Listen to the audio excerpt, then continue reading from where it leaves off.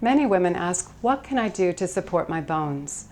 Ideally, you would have maximum amount of bone when you reach age 35. That's when most women reach their peak bone mineral density.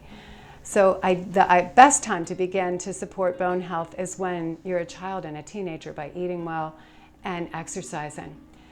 Past age 35, there are 4 steps that I call an additive approach to bone health. And ideally, you'd be working with your healthcare provider in concert with them to determine how many of these steps you need to employ to be able to support your bone health. The first 2 that are most important, and none of the supplements or drugs in the world will replace them, are diet and exercise. Briefly, you need nutrient-dense food and minimize foods that encourage loss of calcium from the bone.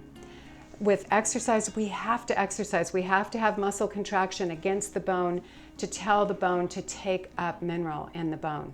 So exercise and diet are both number 1 in supporting bone health. Second are supplements.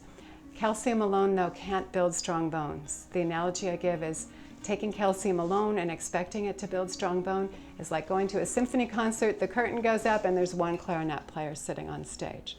That one clarinet player cannot play the whole symphony. It's a vital part of the orchestra, but it can't play the whole symphony. Third are bioidentical hormones, particularly estrogen and testosterone. And finally, the 4th step are using bisphosphonates, the drugs that pack phosphorus into the bone and block what are called osteoclasts, the cells that break down bone.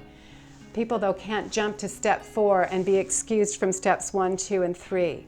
Some women only need to do steps 1 and 2. Others need to do all 4. You can work with your healthcare provider to determine just how many of those steps that you need to be taking to support your bone health.